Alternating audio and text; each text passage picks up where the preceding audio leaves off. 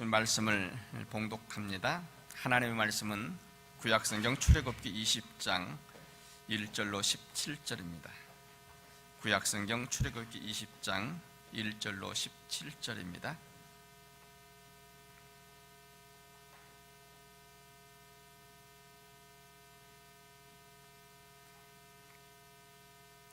이제 우리 가운데 주신 말씀을 봉독해 드릴 때 살아계신 하나님의 음성을 우리 모두가 들을 수 있기를 원합니다. 하나님이 이 모든 말씀으로 말씀하여 이르시되 나는 너를 애굽 땅 종되었던 집에서 인도하여낸 내 하나님 여호와니라. 너는 나 외에는 다른 신들을 내게 두지 말라. 너를 위하여 새긴 우상을 만들지 말고 또 위로 하늘에 있는 것이나 아래로 땅에 있는 것이나 땅 아래 물속에 있는 것의 어떤 형상도 만들지 말며 그것들에게 절하지 말며 그것들을 섬기지 말라. 내 하나님 여호와는 질투하는 하나님인즉 나를 미워하는 자의 죄를 갚되 아버지로부터 아들에게로 3, 4대까지 이르게 하거니와 나를 사랑하고 내 계명을 지키는 자에게는 1000대까지 은혜를 베푸느니라. 너는 내 하나님 여호와의 이름을 망령되게 부르지 말라. 여호와는 그의 이름을 망령되게 부르는 자를 죄 없다 아니하리라.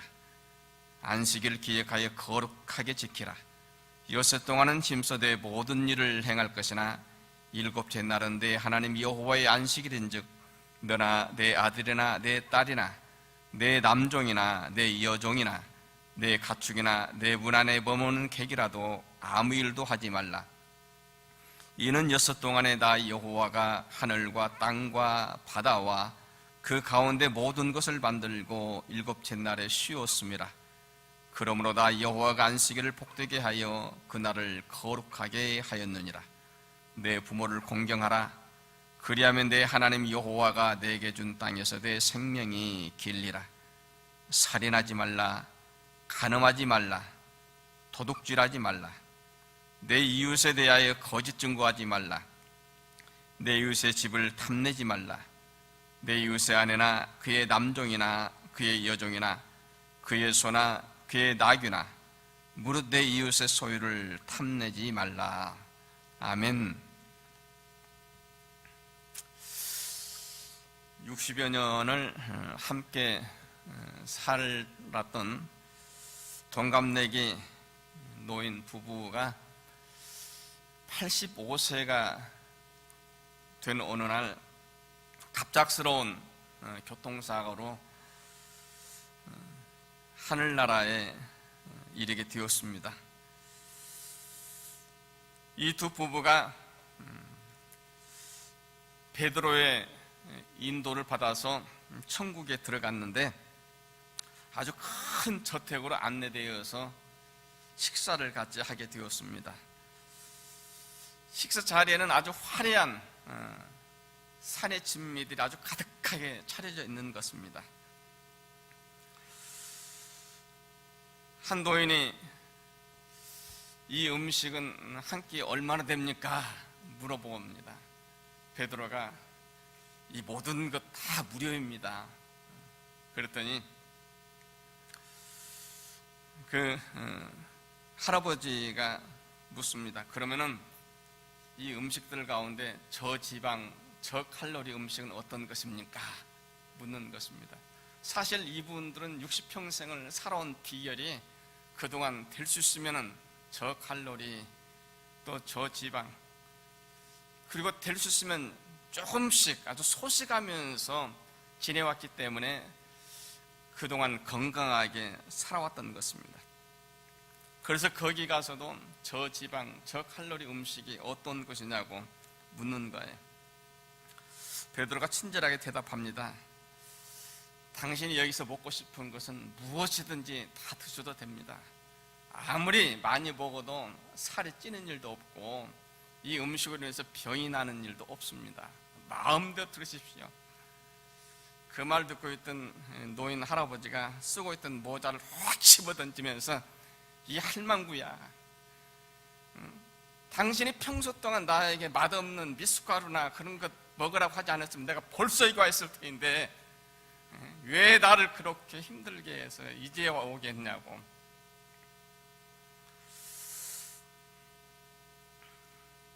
여러분, 여러분들도 장래 이제 하나님 나라 언젠가 이르게 되어질 터인데요. 사람들이 하나님 나라 가서 3번을 아주 깜짝 놀란다고 합니다. 첫 번째는 분명히 와 있어야 될 사람이 없는 거예요. 그분은 분명히 그 신실한 그 믿음, 교회에서 그렇게 아주 봉사를 잘하던 그분인데 왜 여기 오지 않았을까? 의아스러운 것입니다. 그리고 또 한 가지는 오지 않아야 될 사람이 와 있는 거예요. 저 사람은 아무리 생각해 보아도 전혀 예수 믿는 것 같지도 않고, 저 사람은 믿음 생활이 아주 시원찮은 것 같았는데 어떻게 저 사람이 여기 와 있는지. 그리고 또 하나는 자기 자신이 와 있다는 사실. 내가 어떻게 여기까지 오게 되었는지 여기에 대해서 놀란다고 하는 것입니다. 성경에 보면은 3 종류의 선물이 있습니다. 하나는 사람이 사람에게 주는 선물이 있습니다. 그리고 두 번째는 사람이 하나님께 드리는 이 선물이 있습니다. 오늘 찬양대 하나님께 정말 아름다운 찬양했지요. 또 우리가 정성스럽게 예물을 준비해서 하나님께 드리지요. 하나님께 드리는 이 선물이 있습니다. 그리고 또 하나는 하나님께서 사람에게 주는 선물입니다. 하나님께서 사람에게 주는 선물, 이 가운데 하나님의 나라, 하나님의 나라는 예수 그리스도를 구주로 영접하고 하나님 백성으로 살아가는 사람들에게 하나님께서 주시는 가장 존귀하고 귀한 선물입니다. 예수님께서 이렇게 말씀하셨습니다. 요한복음 1장 12절에 영접하는 자, 곧 그 이름을 믿는 자들에게는 하나님의 자녀가 되는 권세를 주셨으니. 그리고 14장 2절 3절에 보면은 내가 너희를 위하여 거처를 예비하러 가느니 가서 너희를 위하여 거처를 예비하면 내가 다시 와서 너희를 내게로 영접하여 나 있는 곳에 너희도 있게 하리라 말씀하셨습니다. 예수 그리스도의 십자가와 부활의 복음을 듣고 그리스도를 구주로 영접하고 하나님의 자녀로 살아가는 사람들에게 주님께서 그렇게 약속하신 것입니다. 내가 가서 너희를 위하여 거처를 예비할 터인데 그 모든 거처가 다 준비되어지면 내가 다시 와서 너희를 내게로 영접할 것이다. 그래서 너희들도 다 있는 곳에 있게 하리라. 우리는 그 약속을 믿고서 오늘도 이 자리에 나와서 예배드리는 것입니다. 하나님 자녀로 살아가는 하나님 나라를 기다리는 그 간절한 심정 가지고 오늘 이 자리에 나왔습니다. 여러분, 하나님 나라에 대해서 여러분 관심이 없으십니까? 우리가 믿음 생활을 하면서 하나님 나라에 대한 그 관심이 없으면 안 돼요. 우리의 궁극적인 관심은 바로 하나님 나라에 있습니다. 어떤 사람들은 아주 고상하게 뭐 하나님 나라는 그때 있으면 좋은 거고 뭐 없으면 어쩔 수 없는 거고, 그저 내가 이 세상에 살아가면서 그저 정직하게 진실하게 다른 사람들에게 피해 끼치지 않고 그렇게 살면 되지. 여러분, 믿음 좋은 것 아닙니다. 정말 믿음 좋은 사람은 하나님 나라를 사모하면서 하나님 나라 백성으로 살아가는 거예요. 430여 년 동안 애굽에서 살아오던 이스라엘 백성들이 모세를 통해서 애굽을 탈출했습니다. 약속의 땅 가나안 가는 도중에 시내산 아래에서 하나님과 언약을 맺습니다. 하나님께서 말씀하십니다. 너희들이 앞으로 내 말을 듣고 준행하면은 너희들은 내 백성이 되고 나는 너희 하나님이 될 것이다. 모세가 하나님께서 하신 말씀을 이스라엘 모든 백성들에게 그대로 전합니다. 우리를 애굽에서 인도하신 하나님께서 말씀하셨습니다. 우리가 하나님께서 말씀하신 것을 잘 듣고 준행하면은 하나님께서 우리 하나님이 되신다고 말씀하셨고, 우리는 하나님의 거룩한 백성이 되어지게 하시겠다고 말씀하셨습니다. 어떻게 하겠습니까? 모든 사람들이, 모든 백성들이 우리가 하나님의 말씀을 준행하겠습니다. 약속합니다. 이렇게 해서 이스라엘이 하나님의 백성이 되어진 것입니다. 하나님의 백성된 이스라엘을 향하여서 하나님께서 주신 명령입니다. 하나님의 백성들이 하나님 나라를 향하여서 살아가야 될 그 사람들이 어떻게 살아가야 되는지를 말씀하신 그 계명, 바로 오늘 우리에게 주신 이 말씀입니다. 하나님 백성이 되었다고 한다면 하나님과의 언약을 통해서 하나님 나라를 기업으로 바라보는 거룩한 백성이 되어졌다고 한다면 마땅히 지켜야 되는 명령인 것입니다. 하나님과의 언약을 통해서 하나님 백성된 이스라엘은 그날 이후로 그 계명들을 지키기 위해서 힘써왔습니다. 그날 이후로 이스라엘 백성들은 아주 대단한 자긍심이 있었습니다. 우리는 하나님께서 선택한 백성이라고 하는 겁니다. 우리는 하나님의 백성이라고 하는 것입니다. 우리에게는 하나님께 주신 율법이 있다고 하는 것입니다. 다시 말하면 하나님께서 주신 율법은 언약을 통해서, 하나님과의 언약을 통해서 하나님 백성된 사람들에게 주신 하나님의 특별한 선물이었다고 하는 겁니다. 그렇습니다. 하나님께서 주신 그 율법을 통해서 하나님의 백성 이스라엘을 보호하시고 그 백성을 축복하셨습니다. 구약성경 전체를 통해서 우리가 살필 수 있는 것은 하나님과의 언약을 통해서 하나님 백성된 이스라엘이 하나님의 그 말씀들을 얼마나 잘 지키며 준행해 와 있는지를 살펴보게 되어집니다. 백성들이 하나님 말씀을 따라서 주신 계명들을 잘 준행하며 살아갈 때 하나님께서 그 나라를 축복하시고 도우셨습니다. 그 나라가 형통한 나라가 되어졌습니다. 그런데 이스라엘이 항상 이렇게 하나님 말씀 안에서 하나님 주신 계명을 준수하면서 살아간 건 아닙니다.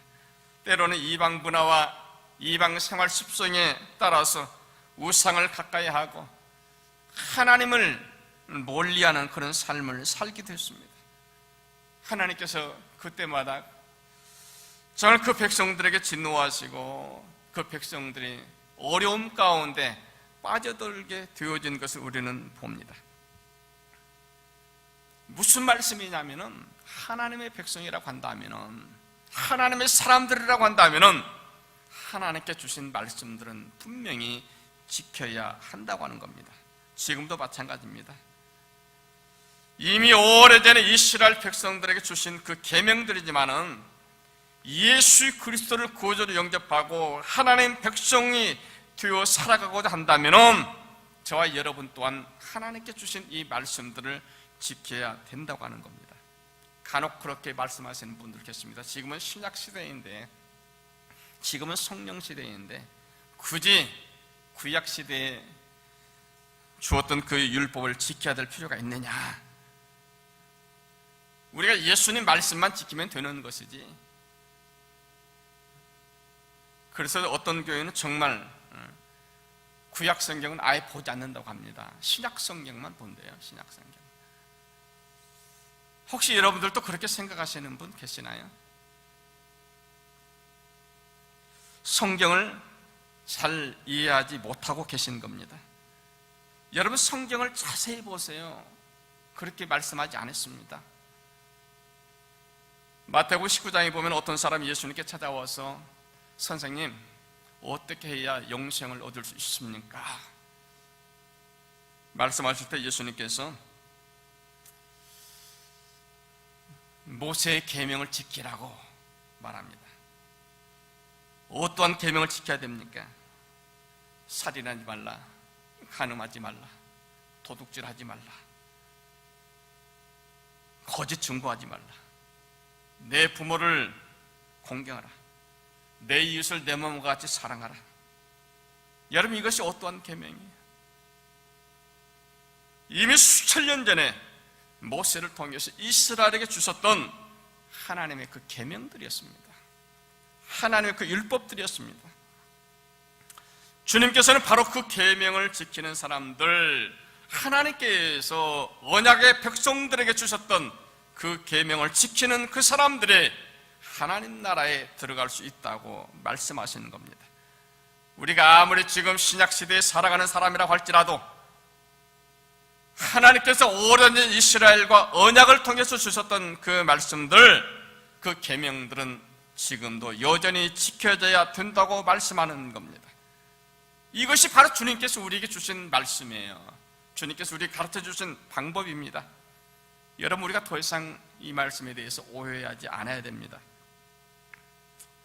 만약 하나님께서 우리에게 율법을 주시지 않았다고 한다면 우리가 어떻게 신앙생활을 해야 되는지 우리는 바른 지침을 얻을 수가 없습니다.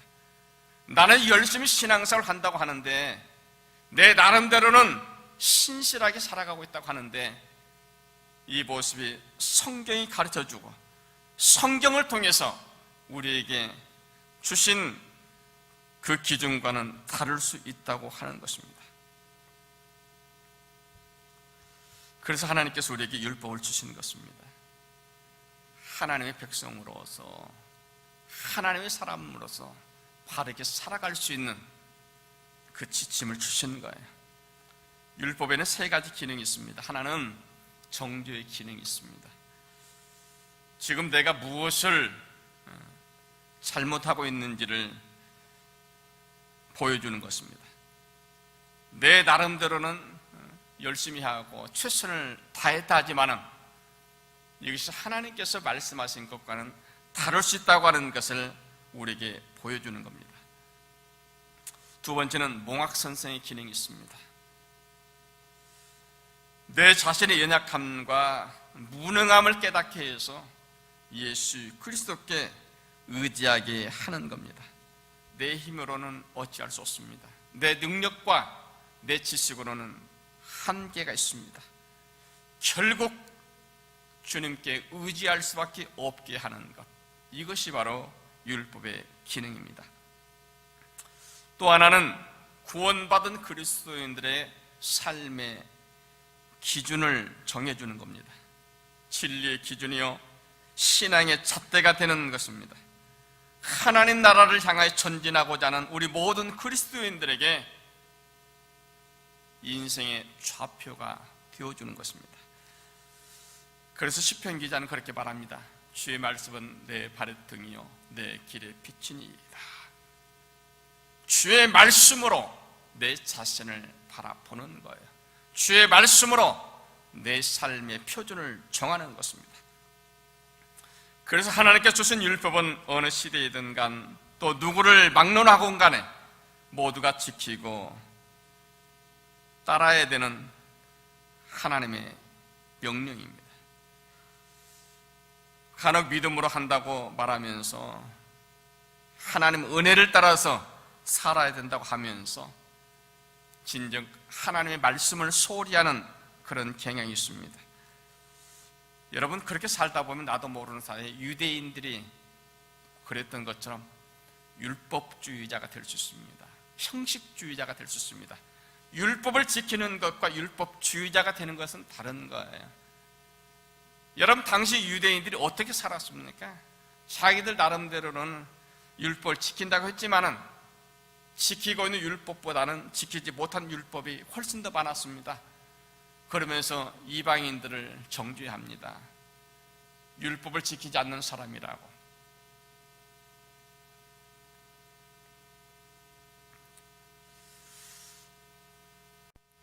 행함이 없는 믿음은 죽은 믿음이라고, 그러면서 행함으로 믿음을 보이겠노라고 말합니다.